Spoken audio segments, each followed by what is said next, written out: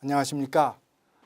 편안한 발 예쁜 발, 편안한 발 예쁜 반이란 일반인을 위한 책을 저술한 이우천이라고 합니다.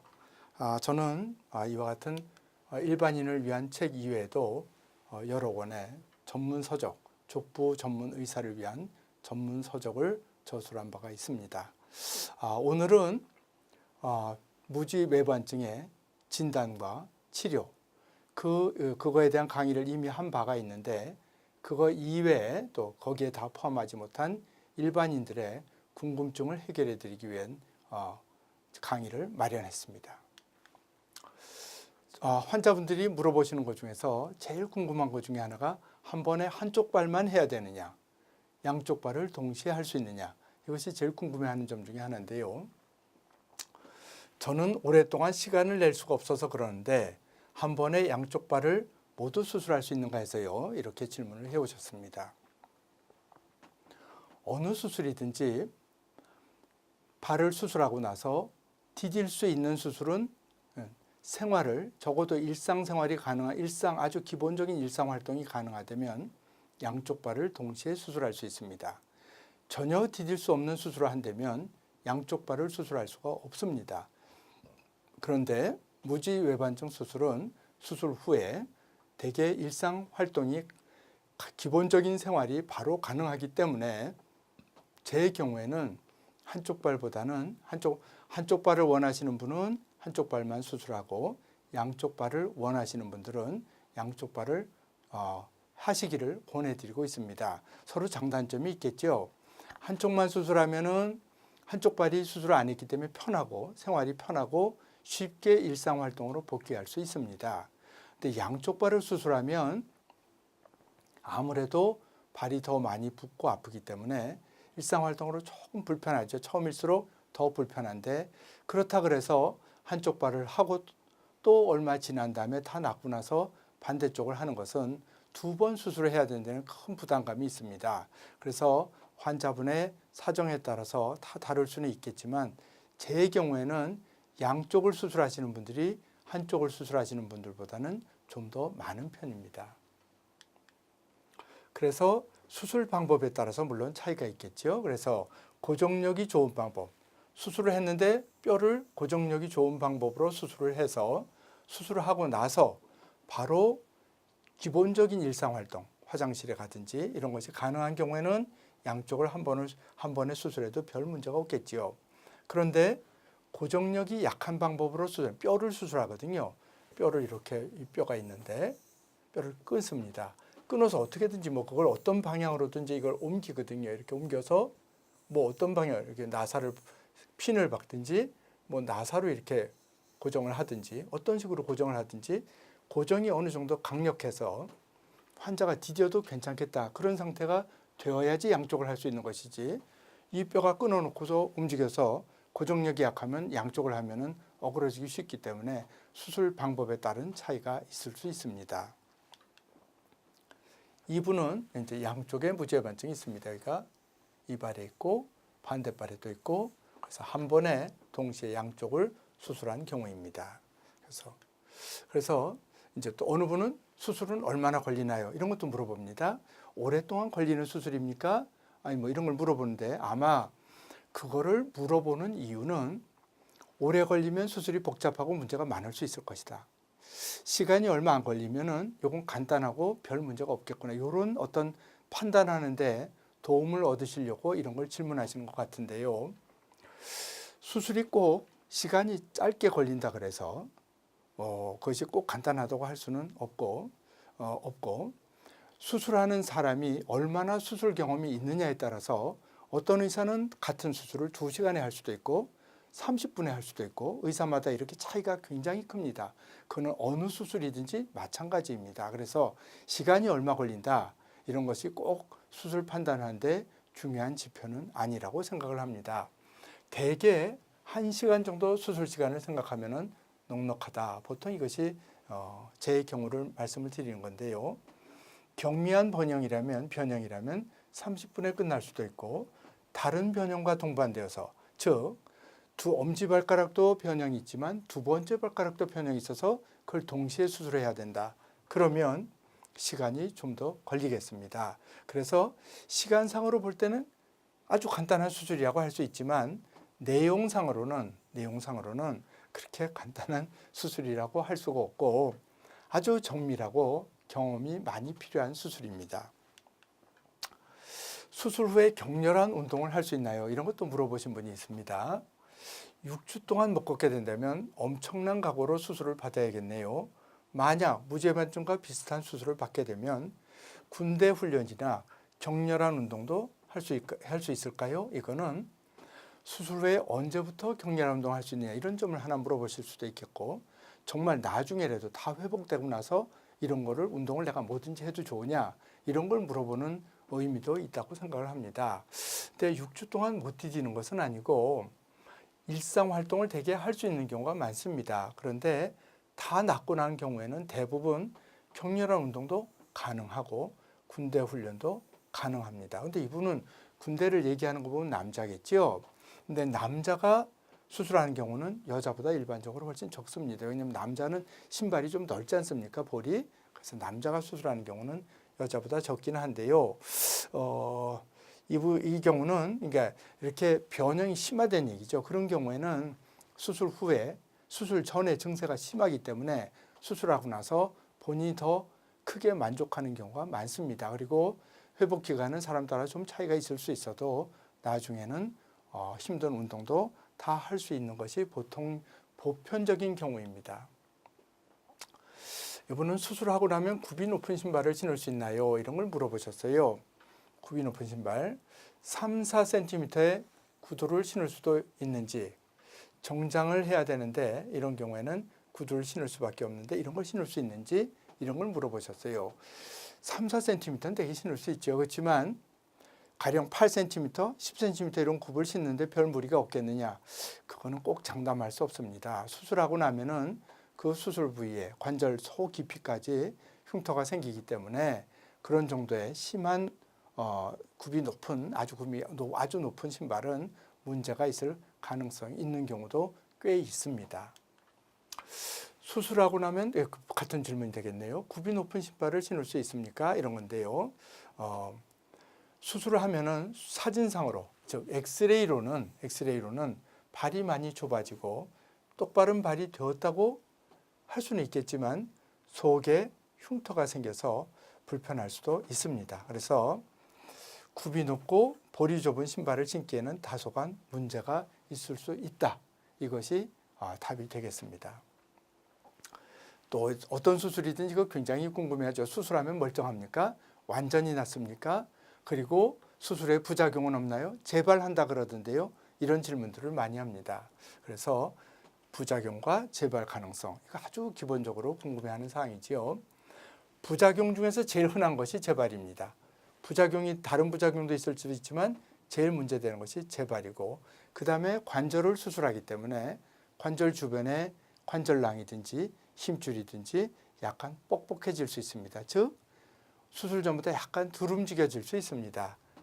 그래서 그리고 재발하는 것은 수술 방법이 어떤 교정할 수 있는 능력이 이 수술 방법으로는 이 정도의 심한 경우에 수술을 해야 되는데 그보다 훨씬 심한 경우에 수술을 해서 그것 때문에 수술하고 나서 재발할 수 있습니다. 그리고 기술이 수술 시에 교정이 약간 부족한 것도 재발할 수 있는 원인이 되고 실상 조금씩 다시 변형이 재발하는 것은 상당히 많은 있을 수 있는 부작용이라고 생각합니다. 그런데 그렇게 이제 절대 재발하지 않아야 되겠다. 아주 환자분이 이렇게 휜 변형이 아주 똑바로 돼야 되겠다. 그래서 이걸 이렇게 만들어야 되겠다는 데서 또 환자분의 기대치도 높고 그러다 보니까 너무 욕심을 내서 수술하다 보면 이와 같은 변형이 반대 변형, 엄지발가락이 반대로 휘는 거죠. 이렇게 되는 것을 무지내반증이라고 하는데요. 사실은 무지외반증을 수술해서 그걸 다시 수술하는 경우가 드물긴 하지만 재발 때문에 다시 수술해야 된다면 그거는 이 반대로 무지내반증에 대한 수술보다는 훨씬 쉬운 수술입니다. 즉 부작용 중에서 제일 문제가 되는 것이 무지내반증입니다. 그래서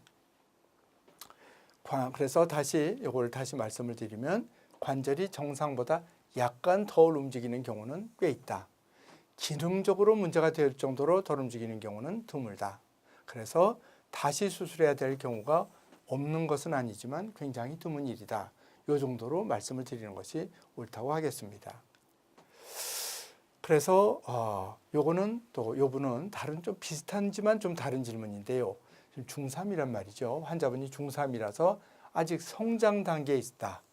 그래서 다시 자라기 때문에 다시 튀어나올 수는 있겠느냐. 이런 걸 질문을 하셨습니다. 첫째, 중3이면 성장 단계, 발은 이미 다 큰 단계입니다. 그래서 발로 치면은 성장 단계가 아니기 때문에 성장했기 때문에 재발하지 않느냐. 이런 가능성은 생각을 하지 않으셔도 되겠습니다. 단지 여기에서 중3에 수술할 정도의 증세와 변형이 있다면 그것은 선천적으로 그런 무지외반증이 될 경향성이 높기 때문에 그것 때문에 재발할 가능성이 높습니다. 사실은 그렇기 때문에 가령 청소년을 무지외반증을 수술하는 경우도 드물겠지만 꼭 해야 된다 그러면 상당히 여러 가지 점을 고려해서 수술에 심혈을 더 기울여야 되겠습니다. 그래서 뼈가 자라면서 다시 튀어나오는 것은 아니라고 보면 되겠습니다. 그래서 대개는 40대, 50대 여자 환자가 많으신데요. 중3 나이에 문제가 된다는 것은 유전적인 요인이 강하거나 관절이 심하게 유연한 경우이기 때문에 또는 평발이 심한 경우가 있다든지 그래서 수술 후 중년에 발생한 일반적으로 40, 50대에 발생한 무지외반증보다 재발할 가능성이 더 높다. 이런 말씀을 드리겠습니다. 이분은 42세 여성입니다. 그래서 제가 아까 말씀드렸죠. 반대 방향의 변형이 생겼다. 무지내반이죠. 그래서 이건 무지내반인데 수술하고 6개월쯤 됐는데요. 엄지발가락이 처음과 반대 방향으로 돌아갔습니다. 이거 어떻게 해야 되냐. 이거 아주 제일 치료하기 어려운 문제 중에 하나입니다. 그래서 그것을 무지내반증이라고 하고 지나치게 교정을 해서 생기는데 더 치료하기가 어렵습니다. 그렇지만 요거는 그대로 두면은 관절염이 생기는 경우가 많고요. 또 사실은 통증도 꽤 있을 수 있기 때문에 요거는 무지내반증은 꼭 수술을 해야 되는 경우입니다. 그래서 요거 원래는 변형이 이렇게 있었을 텐데 지금 수술을 하고 난 환자인데요. 이렇게 반대로 변형이 생겼습니다. 그러면 여기가 눌리지 않기 때문에 안 아플 것 같지만 관절이 이런 상태에서 정상인 상태에서 이쪽으로 어긋나 있기 때문에 오히려 이런 경우는 통증이 더 심하고 퇴행성 관절염도 있습니다. 생기기 쉽습니다. 그래서 이 경우에는 꼭 다시 수술이 필요한 경우라고 하겠습니다. 이 경우는 그것이 좀 더 심하게 변형이 된 경우이고 그것이 좀 더 진해서 관절염이 돼서 뼈가 이렇게 삐죽삐죽 자라났죠. 그렇기 때문에 여기도 뼈가 이렇게 자라나 있죠. 관절염이 돼서 아주 관절을 똑바른 위치에서 고정을 한 경우인데 이렇게 고정을 하더라도 이런 경우보다는 기능적으로 훨씬 괜찮고 대부분의 경우에는 높은 굽이 있는 신발을 신지 못하는 것이 문제이지 별다른 문제 없이 잘 생활할 수 있습니다. 수술 후 2, 3주밖에 시간이 없다. 이분은 수술 후 2, 3주밖에 시간이 없는데 어떻게 해야 되느냐, 그죠? 그래서 한국에 오래 체류하지 못한다. 외국에서 오신 모양이죠. 그래서 이런 것을 핀보다 나사못이 치료를 짧게 하느냐. 그래서 10시간 정도 비행기를 타야 되느냐. 아마 미국이나 유럽이나 이런 데서 오신 것 같습니다. 그래서 이런 경우는 어떻게 하면 좋을까? 이런 얘기를 하셨는데요. 2, 3주 정도면 수술하고 실은 대개 2주에 실을 뽑습니다. 2주에 실을 뽑기 때문에 실 뽑는 데 별 문제가 없습니다. 사실은 그리고 이 무지외반증 수술하고는 대개 녹는 실을 쓰는 경우가 많기 때문에 실을 뽑지 않는 경우도 많고요.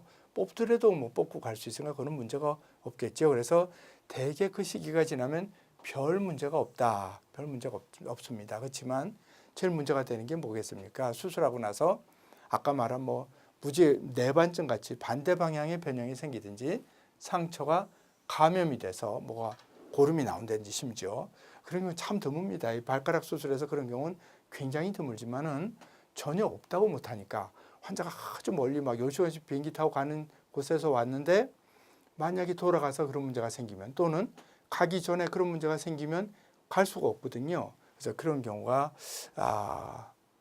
드물지만 절대 그런 일이 없다고 말할 수는 없겠습니다.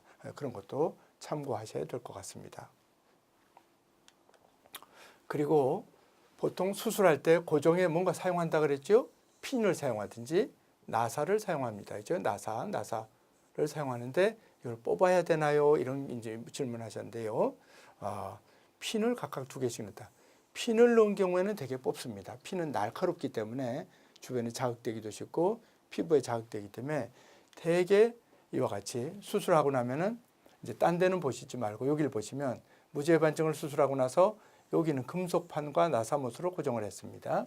여기는 요걸 이제 핀이라 그러는데 이렇게 날카로운 주사침 같은 걸 이렇게 핀으로 고정을 했습니다. 이 경우에는 이제 작은 나사를 하나 이렇게 사용을 했는데요. 여기에 나사를. 그래서 이 경우에는 대개는 이거는 거의 다 뽑아야 됩니다. 이 경우는 안 뽑는 경우도 많지만 이렇게 금속판이 크고 그렇기 때문에 뽑아야 될 경우도 상당히 있습니다. 이 경우는 작은 나사로 고정했기 때문에 이거는 거의 대부분 뽑지 않습니다. 그래서 수술할 때 어떤 금속을 어떤 재질을 사용해서 고정을 했느냐에 따라서 제거를 꼭 해야 되는지 아닐지 결정이 됩니다. 그래서 이런 경우에 핀을 사용한 경우는 대부분 반드시 뽑게 됩니다. 그래서 요거는 나사를 사용하면은 빼지 않고 그대로 두는 경우가 많고 핀으로 교정하는 게 뺐다. 이것이 그렇게 되고 핀을 언제 빼느냐? 대개는 4 내지 8주, 대개는 1달 반이나 2달 또는 그 이상 지나서 뼈가 붙었을 때 핀을 뽑게 됩니다. 그래서 핀을 너무 일찍 뽑으면 뼈가 다시 어긋날 염려가 있기 때문에 그래서 뽑는데 뽑고 나서 바로 활동이 가능하긴 하지만 뽑는다는 것 자체가 환자분에게는 상당히 또 문제가 되는 경우도 있습니다. 이상으로 무죄반증의 진단과 치료에 대해서 앞에 강의에서 말씀드리지 못한 점들을 다시 엮어서 한 개의 강의를 마련해 봤습니다. 여러분들이 편안하고 예쁜 두 발로 평생 동안 건강한 생활을 하실 수 있기를 바랍니다. 대단히 감사합니다.